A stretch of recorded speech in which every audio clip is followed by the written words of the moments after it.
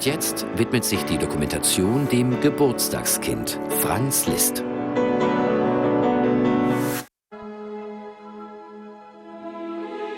Mein Leben kann man nicht beschreiben. Man muss es sich vorstellen.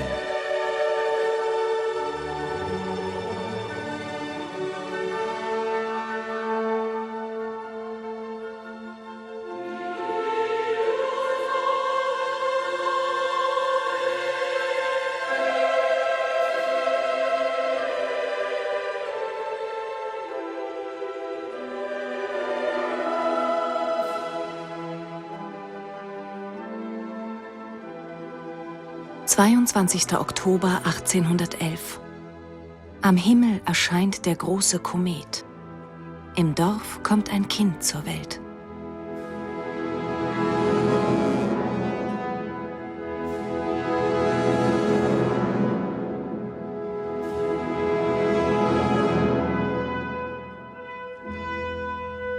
Ruhm und Reichtum wird ihm beschieden sein. Ein Virtuose wird aus ihm werden. Ein Kosmopolit und ein Wegbereiter. Geliebt und vergöttert wird es werden. Franz Liszt wird 1811 in Raiding geboren. Heute liegt das Dorf im österreichischen Burgenland.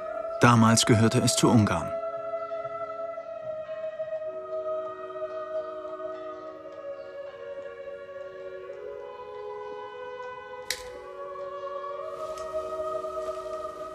Franz, mein Sohn, das Schicksal hat dich auserkoren. Du wirst das künstlerische Ideal verwirklichen, von dem ich in meiner Jugend nur träumen konnte. Du wirst erlangen, was ich erhofft hatte. Sein Vater, Adam Liszt, ist Verwalter der Schäfereien des Prinzen Esterházy und Musiker. Er erteilt ihm die ersten Klavierstunden.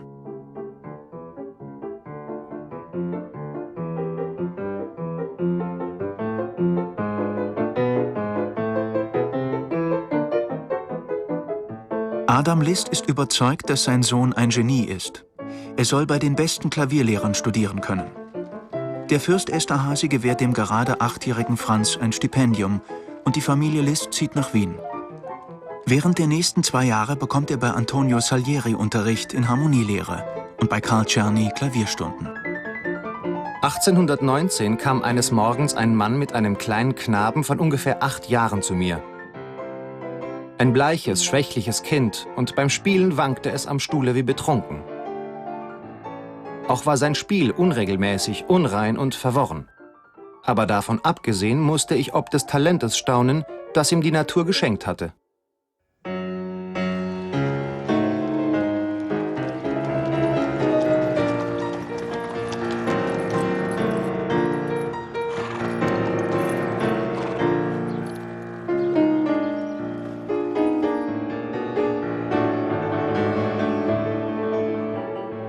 Adam Liszt hat das richtige Gespür. Als Sprungbrett für die Karriere des Sohnes kommt nur Paris in Frage. Das weiß er. Im September 1823 reist die Familie in die französische Hauptstadt. Im Dezember sprechen Franz Liszt und sein Vater am Konservatorium vor. Aber der Direktor, Luigi Cherubini, weist ihn ab, da er kein Franzose ist. Adam Liszt macht sich auf die Suche nach Lehrern, die neben einem exzellenten Ruf über gute Beziehungen verfügen. Anton Reicha für Musiktheorie und Kontrapunkt und Ferdinando Peer für die Komposition. Ferdinando Peer und eine Empfehlung des Fürsten von Metternich öffnen Franz Liszt die Türen des Palais Royal und der Tuilerien.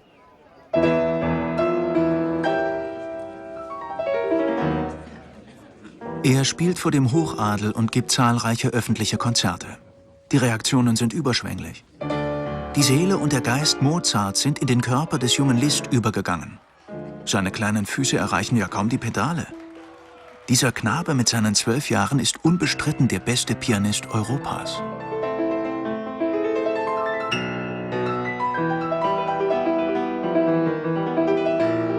Nach diesen Erfolgen begibt sich Adam Liszt mit seinem Sohn auf eine Konzertreise nach England. 1824. In einem Brief an Pierre Erard, den Neffen des Instrumentenbauers Sébastien Erard, auf dessen Klavieren er spielt, schreibt Franz Liszt: Mein Lieber, ich war entsetzlich seekrank. Und noch schlechter ging es mir, nachdem ich 2 Pints Bier getrunken hatte. Dein Freund Franz Liszt, der sich vor seinem Erard-Pianoforte wie ein unbedeutender Amateur vorkommt. Das Pianoforte von Erard mit seiner revolutionären Repetitionsmechanik ermöglicht es, noch schneller zu spielen. Ein Anschlag kann wiederholt werden, noch ehe die Taste wieder völlig in ihre Ruheposition zurückgekehrt ist.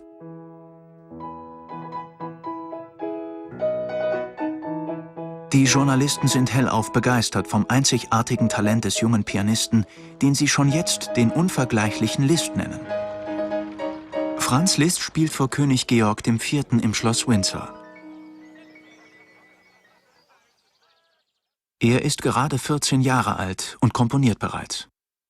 An einen Verleger schreibt er: Ich wäre Ihnen außerordentlich verbunden, wenn Sie sich die Mühe machen wollten, mich heute um 2:45 Uhr aufzusuchen. Ich habe einige Stücke fertiggestellt. In Paris verkünden 1825 Plakate die Aufführung seiner ersten Oper, Don Sanche.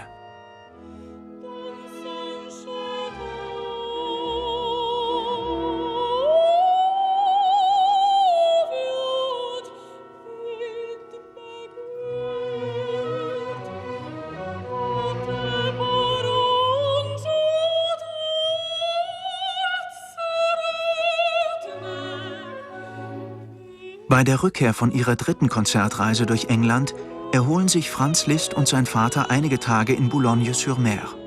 Adam Liszt zieht sich eine Lungenentzündung zu. Meine liebe Mutter, im Augenblick bin ich in großer Sorge wegen meines Vaters. Vater bittet euch, jetzt tapfer zu sein, denn er fühlt sich sehr krank. Am 28. August 1827 erscheint im Annotateur Boulonnais Adam Liszts Todesanzeige. Franz Liszt verliert mit seinem Vater auch den Organisator seiner Konzertauftritte. Er lässt seine Mutter nach Paris kommen. Um ihren Lebensunterhalt zu bestreiten, gibt er Klavierstunden für die jungen Mädchen der Aristokratie. Schon bald ist er in eine seiner Schülerinnen verliebt, in Caroline de Saint-Cricq. Bei ihr zu Hause in der Rue de Lille lesen sie bis spät in die Nacht gemeinsam Chateaubriand.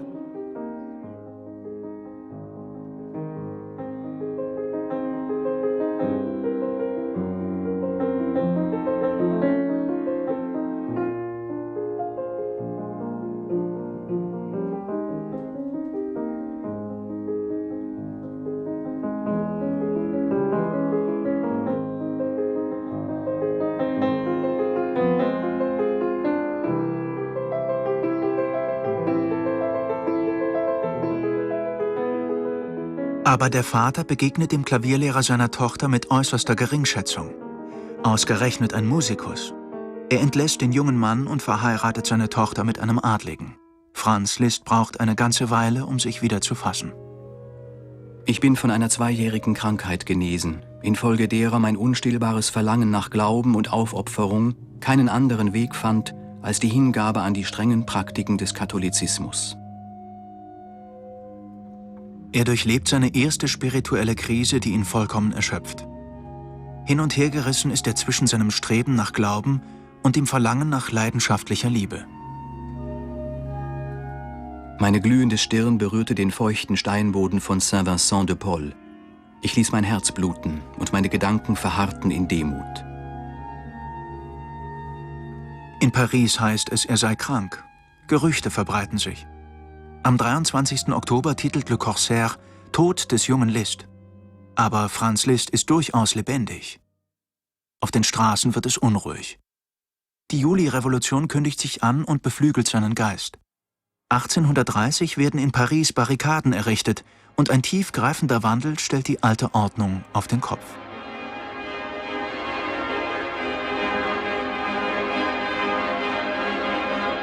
Im Jahr 1832 hört Liszt Paganini in einem Konzert. Das prägt ihn für sein weiteres Leben. Er fasst den Entschluss, dessen Virtuosität auch am Klavier zu erreichen.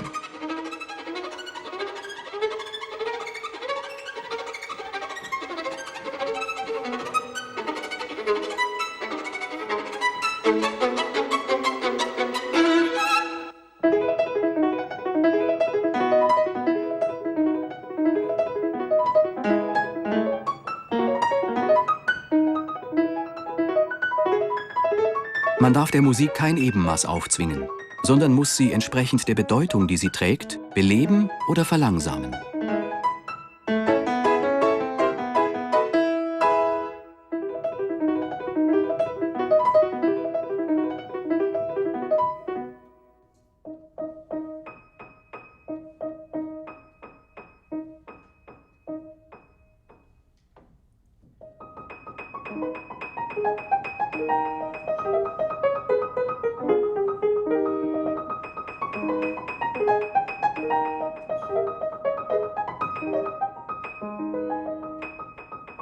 Seit nunmehr 2 Wochen arbeiten mein Geist und meine Finger wie Verdammte.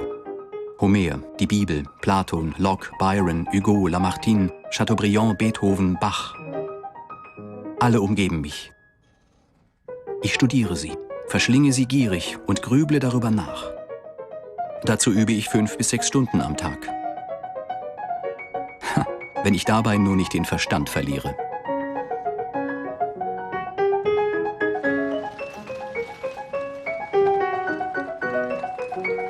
In Paris herrscht nach der Revolution ein freiheitlicher Geist. Das gesellschaftliche Leben und die schönen Künste erfahren einen neuen Aufschwung. Auch Franz Liszt lässt sich Tag für Tag mit der Kutsche zu einer der Stadtresidenzen fahren, in deren Salons sich Adlige, Politiker, Gelehrte und Künstler treffen. Dort verkehren Hugo, Balzac, Berlioz, Dumas, Mendelssohn und Chopin.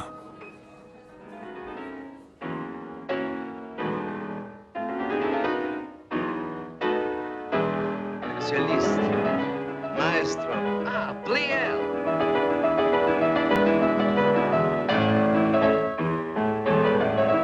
Who wrote this? This? Who wrote this? Yes, sir. Excellent.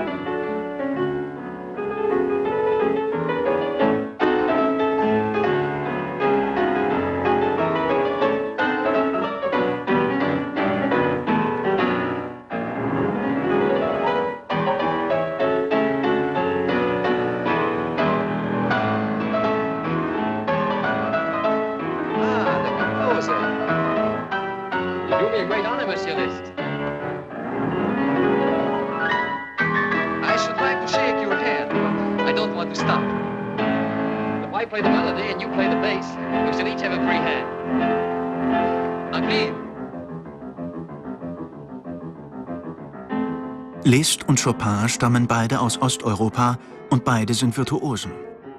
Ihr Verhältnis ist ambivalent, Bewunderung und Rivalität halten sich die Waage.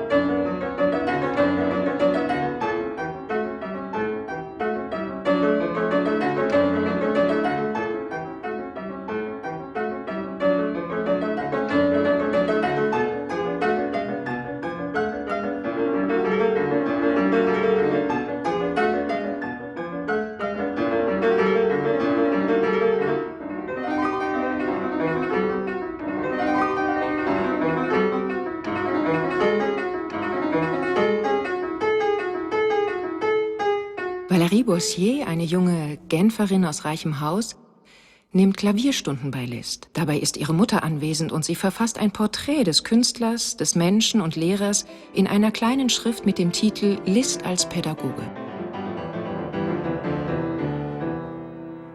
Diesen Elan, dieses Feuer, diese Originalität und Innigkeit findet man bei niemandem sonst. Er hält seine langen Finger gerade, denn er sagt, dass gekrümmte Finger das Spiel gefühllos machten, was er verabscheue.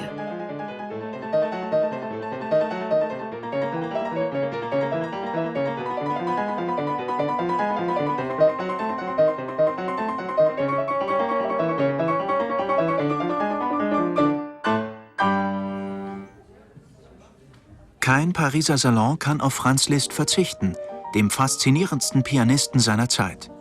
Er erfindet das Rezital, spielt einen ganzen Abend lang Solo.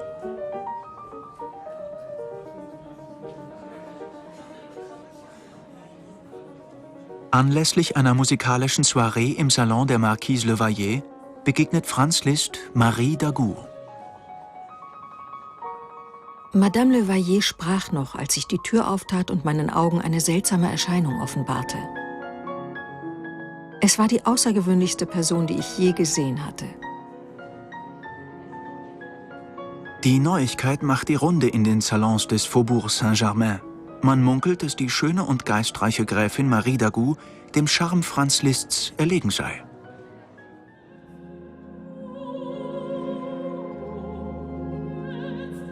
Marie Dagout und Franz Liszt verbinden tiefgreifende intellektuelle und spirituelle Interessen.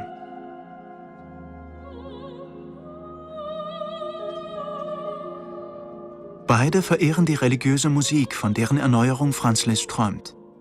Er bewundert die Andacht und spirituelle Tragweite, die ihr innewohnen, und will sich ihr widmen, seine Innerlichkeit vertiefen.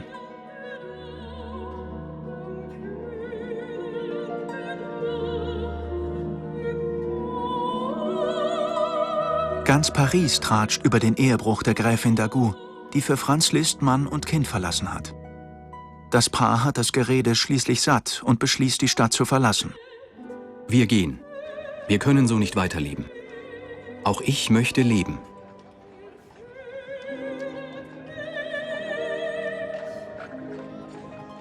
Eine glückliche Fügung hat unsere Schritte in die Schweiz gelenkt. Franz Liszt bittet seine Mutter, ihm einige Dinge nachzuschicken. An Büchern, italienische und französische Wörterbücher, einen Band Shakespeare in Englisch, Chateaubriand, Massillon, Bourdaloue, Plutarch, Montesquieu, französische Moralisten, Montaigne, Rabelais, La Fontaine, 4 Bände französisches Theater. Und die Bibel von Madame Dagout. Wir sind lange am Walensee geblieben. Franz hat dort eine melancholische Weise für mich komponiert, in der das Seufzen der Wellen und der Takt der Ruder anklingen. Immer wenn ich sie hörte, kamen mir die Tränen.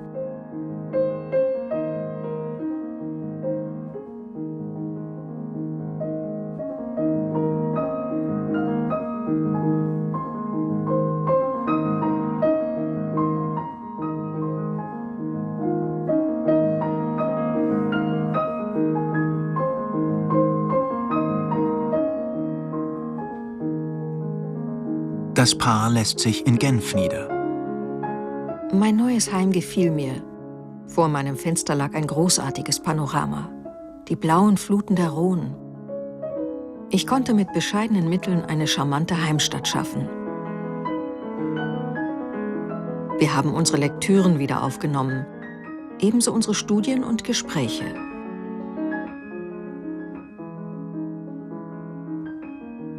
Ich war tief bewegt, ihn so in seiner Kunst aufgehen zu sehen.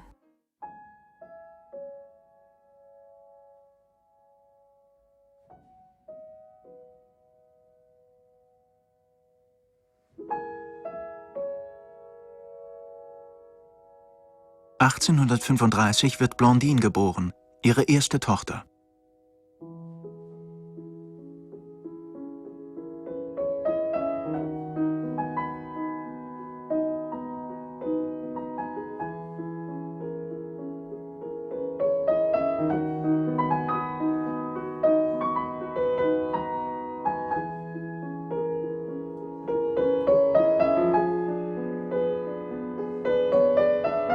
Franz Liszt wird mit Einladungen in die Genfer Salons überschüttet. Marie Dagout wird nicht eingeladen.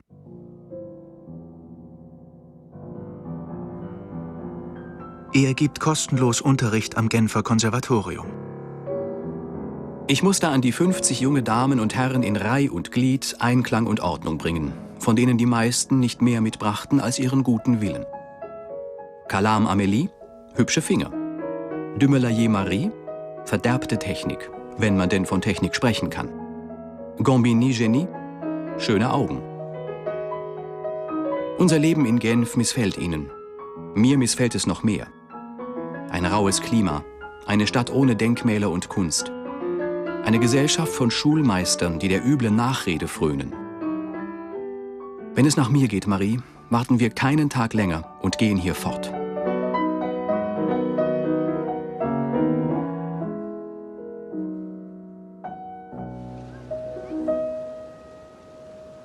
Franz Liszt und Marie Dagout kehren nach Paris zurück und richten sich im Hôtel de France bei Georges Sand ein. Ihr Salon wird zum Treffpunkt von Künstlern und Intellektuellen. Franz Liszt am Klavier, den Blick auf die Büste Beethovens gerichtet. Zu seinen Füßen die Gräfin Dagout. Georges Sand lauscht, eine Zigarre in der Hand. Neben ihr Alexandre Dumas. Hinter ihnen Victor Hugo, Paganini und Rossini.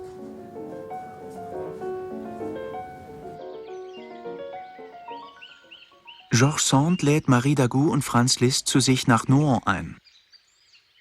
Franz Liszt nutzt diese Wochen zur Arbeit an einem Projekt, das ihm sehr am Herzen liegt.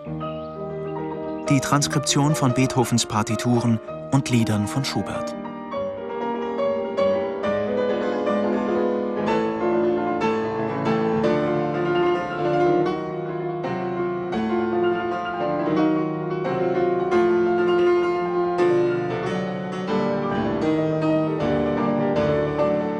Seine Bearbeitungen für Klavier sind wegbereitend.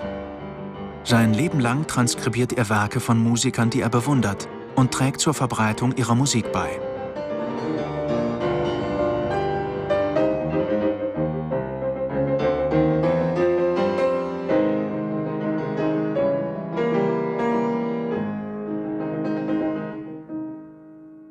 Franz Liszt führt ein ruheloses Leben. Schließlich bricht er mit Marie Dagout nach Italien auf.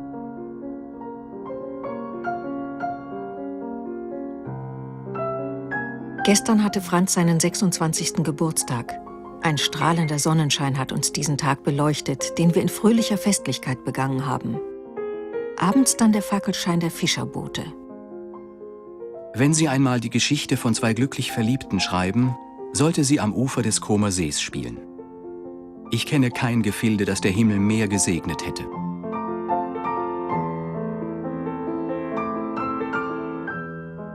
Im Dezember 1837 kommt Cosima zur Welt, ihre zweite Tochter.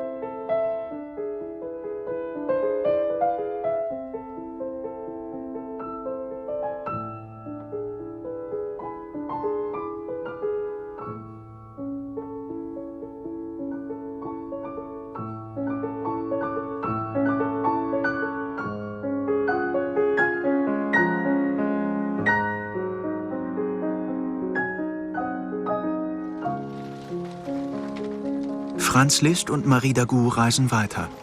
Sie besuchen Venedig und Mailand.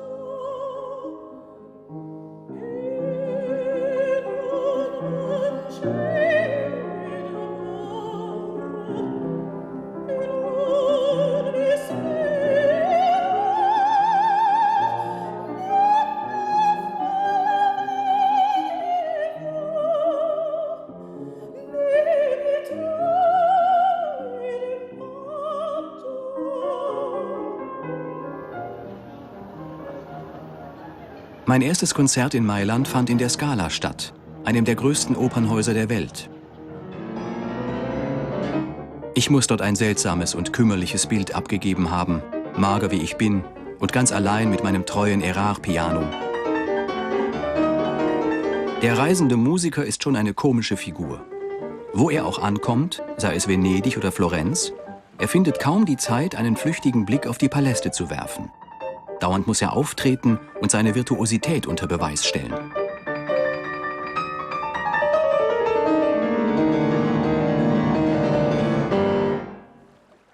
Dann erweckt ein dramatisches Ereignis patriotische Gefühle in Franz Liszt.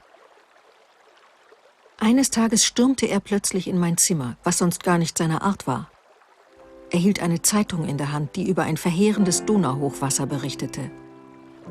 Furchtbares Elend herrsche in dem Gebiet. Die Gefühlswallungen, die ich darauf verspürte, haben mir die Bedeutung des Wortes Vaterland deutlich gemacht. Was konnte ich für die Menschen dort tun? Wie konnte man ihnen helfen?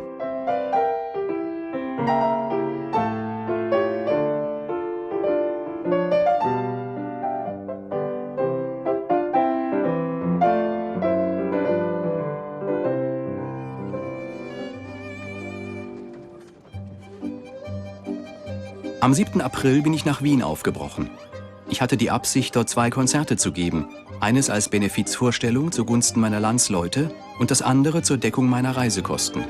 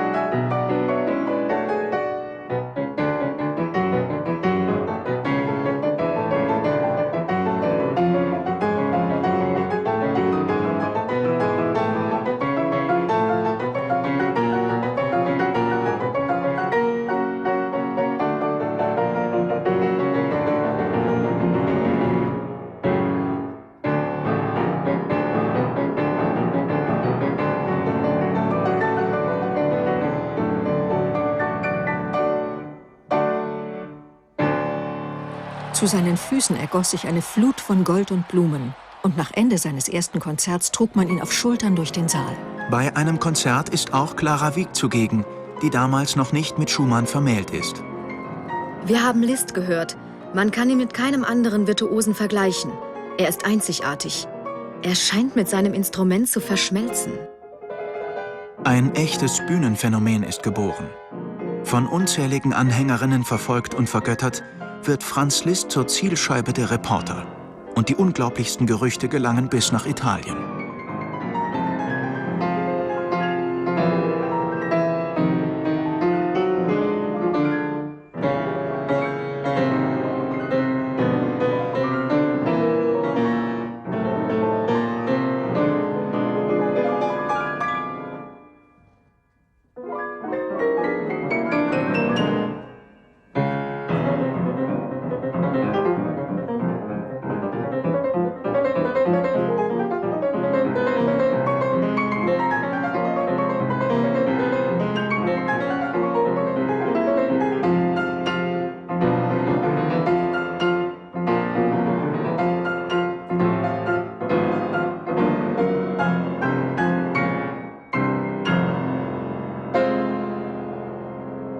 Marie Dagout kann das Gerede nicht mehr ertragen und verlangt seine Rückkehr.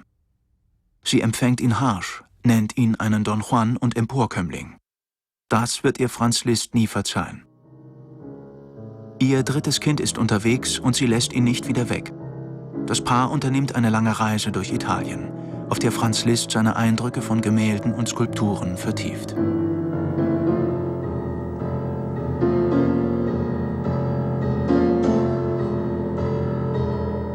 Was dieses privilegierte Land an Schönem zu bieten hat, offenbarte sich mir in den erhabensten Formen. Tag für Tag durchdrang mich das Gefühl und die Reflexion der verborgenen Beziehungen, die Meisterwerken gemeinsam sind. Mit Raphael und Michelangelo vor Augen habe ich Beethoven und Mozart besser verstanden. Ich konnte es kaum erwarten, die heilige Cäcilie zu sehen. Ich meinte darin die bewundernswerte und vollendete Symbolik der Kunst zu erkennen, der wir unser Leben gewidmet haben.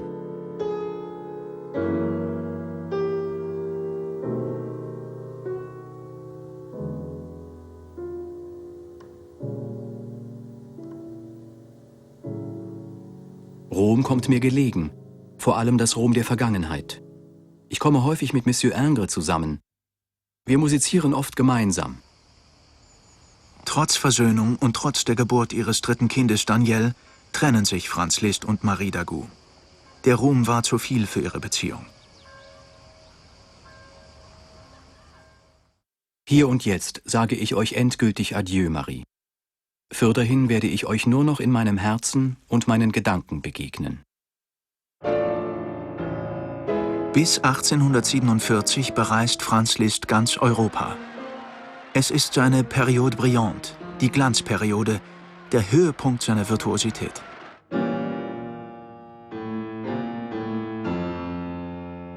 Ich musste meinen Beruf als Konzertgeber an allen möglichen Orten ausüben, deren Namen ihre geografischen Kenntnisse überfordern würden.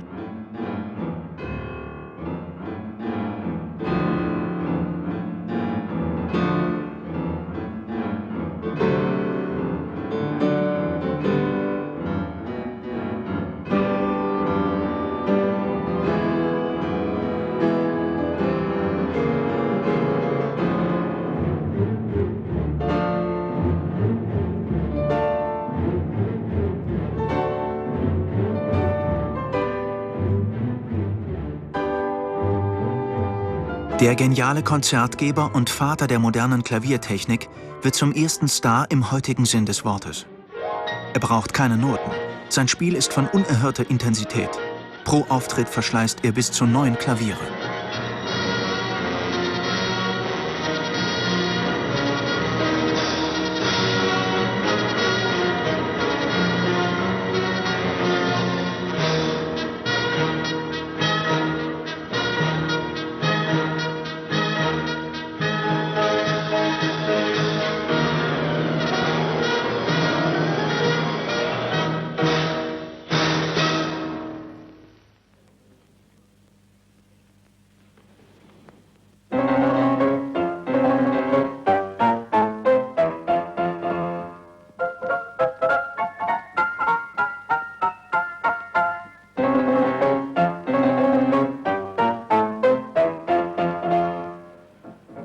Я думаю, это его музыка.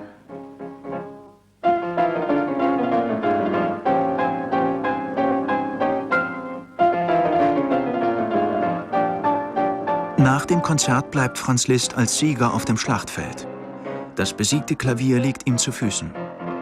Er ist in einem Kreislauf gefangen, der ihn gleichermaßen überhöht und zermalmt. Ein Teufelskreis, dem er nicht mehr entkommt. Auf dem Höhepunkt der Tourneen in Berlin bezeichnet Heinrich Heine das Phänomen als Listomanie. Listomania, think less but see it grow, like a ride, oh, not easily offended, not hard to let it go, from a mess to the masses. Listomania, think less but see it grow, like a ride, oh, not easily offended, not hard to let it go, from a mess to the masses. Follow misguided, stand still, discouraged on this precious weekend, and in this love for gentlemen only, wealthiest gentlemen only. But now that you're lonely, do let, Diese ständigen Konzerte, sich ständig zum Diener des Publikums zu machen. Was für eine Strapaze, was für ein Beruf. Am 4. Januar 1840 überreicht ihm in Pest Graf Festetics den Ehrensäbel.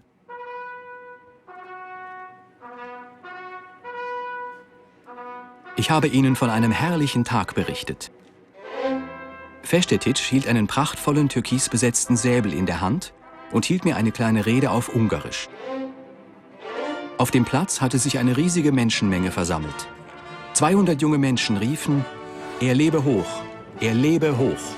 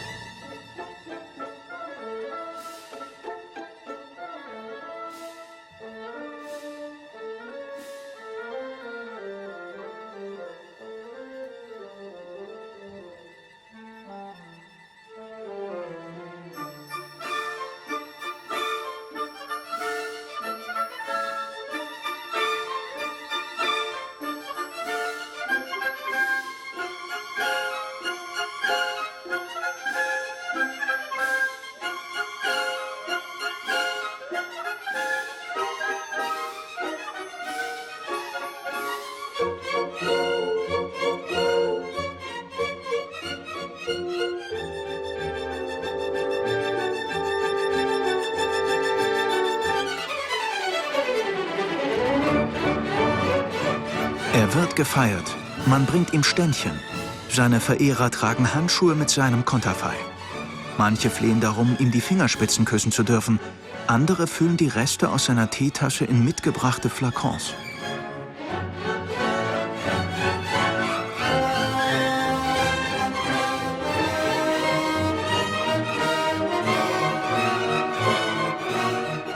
Die letzten beiden Wochen musste ich fast jeden Abend spielen und saß zudem noch 15 oder 20 Stunden in der Postkutsche.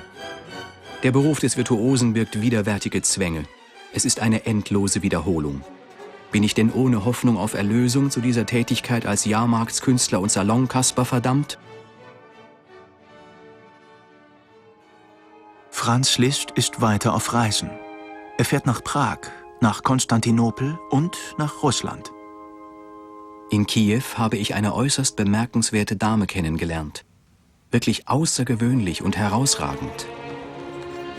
Es ist Caroline zu Sayn-Wittgenstein, eine mysteriöse Adlige, die den 20-fachen Eintrittspreis für ein Wohltätigkeitskonzert bezahlt hat. Die verheiratete russische Prinzessin wird zu seiner zweiten Muse und Begleiterin. Ich möchte in ihnen versinken und zur Ruhe kommen. Das ist meine einzige Bestimmung. Und mit Gottes Segen wird daraus Großes entstehen. Sehen Sie meinen neuen Weg als Folge einer wahrhaften Änderung meines Lebens. Ich wollte und will mit meinem ganzen Wesen nur dir gehören und dir alles geben, ohne anderen etwas zu nehmen.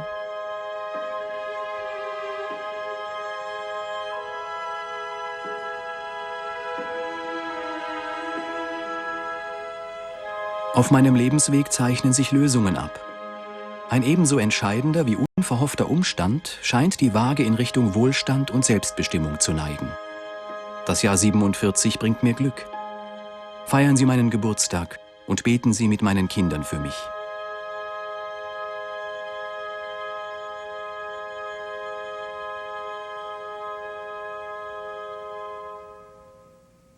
Der Moment naht, in dem ich aus der Verpuppung als Virtuose schlüpfen und meinem Denken freien Lauf lassen kann.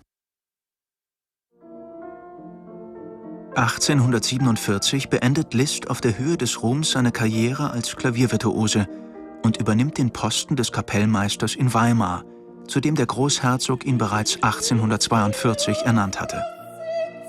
Die Anziehungskraft des Mythos Goethe und Schiller wird wohl zu dieser Entscheidung beigetragen haben. Caroline zu Sayn-Wittgenstein beschließt, Franz Liszt mit ihrer Tochter nach Deutschland zu folgen.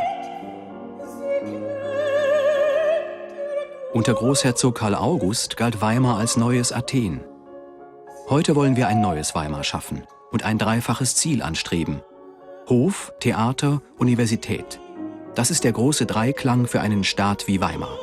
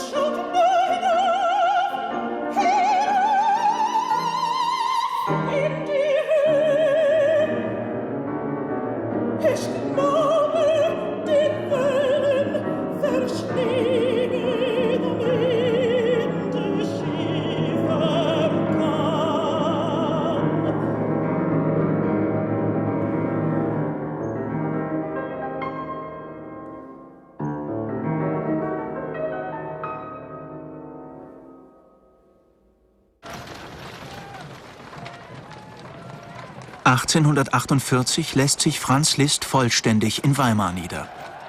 In diesem Jahr lodern überall in Europa die Flammen. In Paris, Wien, Pest und Dresden. Man findet ihn auf den Wiener Barrikaden. Er trägt die Farben Ungarns im Knopfloch. Die Ungarn werden von den Österreichern geschlagen. Im Gedenken an die Opfer und die in Arad erschossenen Generäle komponiert Liszt den Trauermarsch.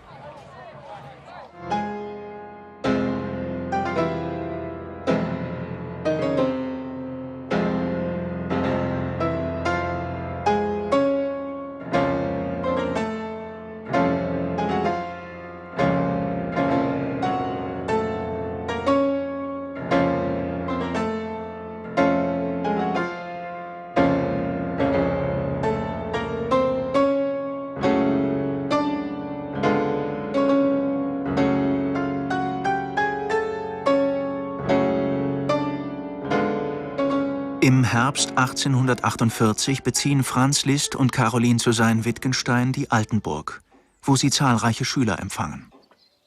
Es ist mir wohl bei dem Gedanken an Weimar, meinen Fixstern, dessen wohltuende Strahlen meinen langen Weg beleuchten. Der Alltag folgt einer festgelegten Ordnung. Morgens Arbeit im blauen Kabinett, Lektüre, Mahlzeiten, Musik. Wenn Franz Liszt komponiert, muss Caroline zu Sayn-Wittgenstein an seiner Seite sein. Sie veranstalten Musikabende, deren Teilnehmer zu den führenden Musikern ihrer Zeit zählen. Johannes Brahms, Peter Cornelius, Hector Berlioz, Richard Wagner.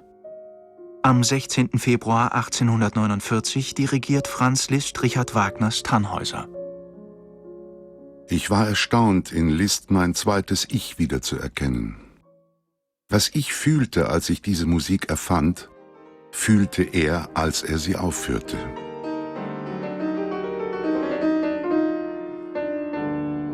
Als Erneuerer und Förderer der Musik der Zukunft hat Franz Liszt einige der bedeutendsten Vertreter der Musik des 19. Jahrhunderts unterstützt und beeinflusst.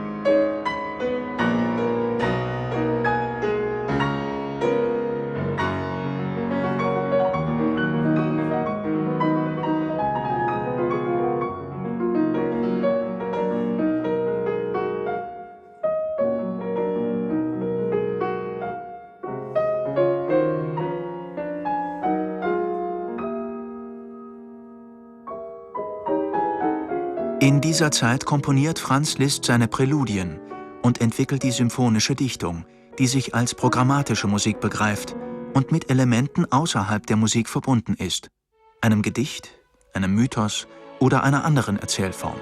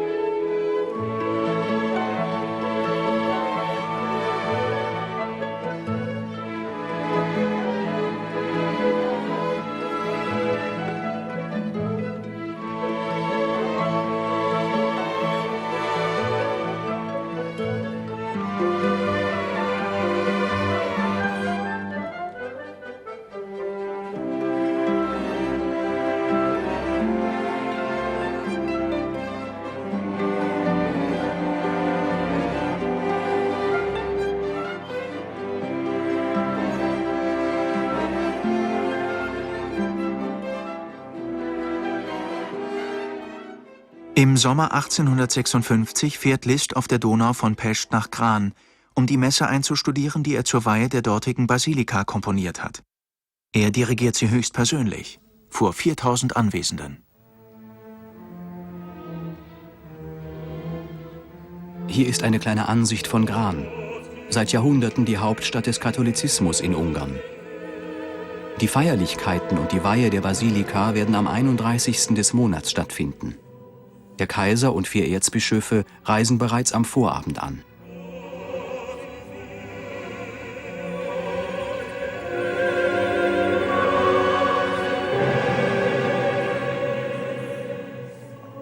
Daniel, der Sohn von Franz Liszt und Marie Dagout, stirbt am 13. Dezember 1859.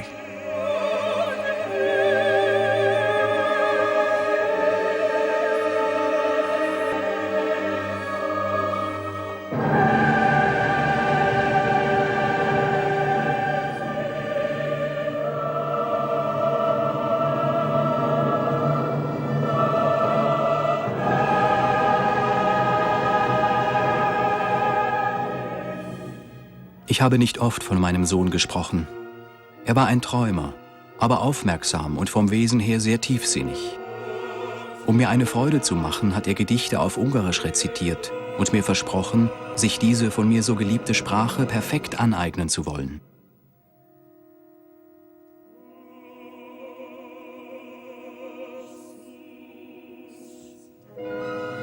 Am 14. September 1860 setzt Franz Liszt sein Testament auf, das von christlicher Hoffnung und Gottergebenheit geprägt ist. Ja, Jesus Christus am Kreuz. Die unstillbare Sehnsucht nach dem Kreuz und seine Erhöhung.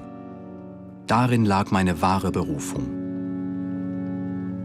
Blandine, seine Tochter, stirbt am 11. September 1862. Seine Mutter Anna am 6. Februar 1866.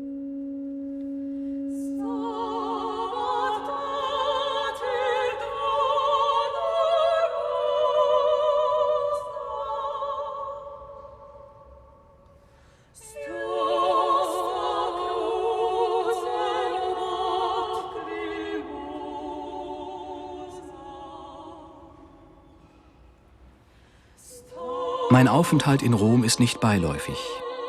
Er kennzeichnet sozusagen den dritten und wahrscheinlich letzten Abschnitt meines oft verfehlten, aber immer arbeitsamen und aufrichtigen Lebens.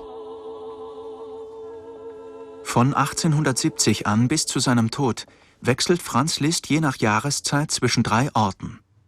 Pest steht für seine frühe Jugend, Weimar für den Höhepunkt seiner Entwicklung und seines Ruhms und Rom für seinen unbeirrbaren Hang zum Glauben. –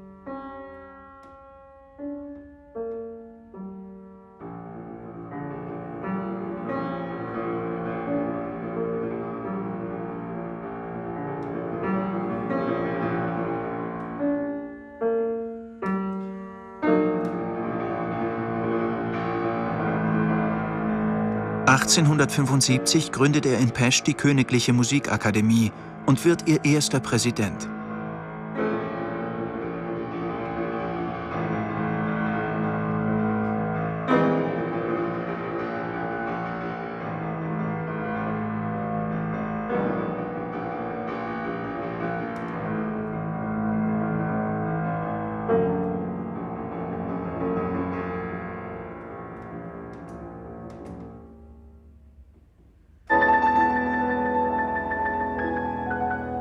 Im Sommer 1886 verbringt Franz Liszt einige Tage in Luxemburg bei seinem Freund dem Maler Mihai von Munkacsy. Auf Drängen seiner Tochter Cosima reist er am 25. Juli weiter nach Bayreuth zur Aufführung von Tristan und Isolde. Richard Wagner war 1883 gestorben und Cosima Wagner ist entschlossen, das Gedenken an ihren Ehemann zu verewigen. Die Anwesenheit ihres Vaters ist wichtig für den Erfolg der Festspiele. Franz Liszt gibt seiner Tochter nach. Einige Tage später, am 31. Juli 1886, stirbt Franz Liszt an den Folgen einer Lungenentzündung.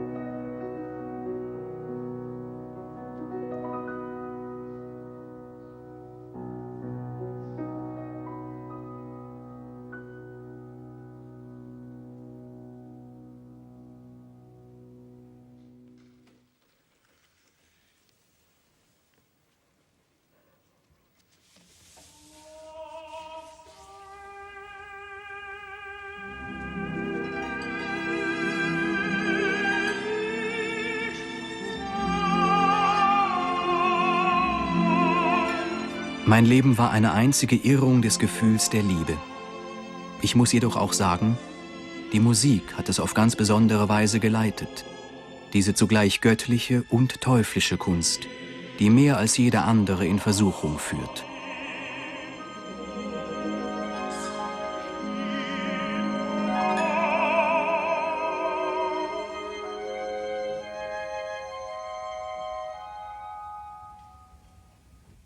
Mein einziges Streben als Musiker bestand immer darin, meinen Speer hinauszuschleudern in die endlosen Weiten der Zukunft.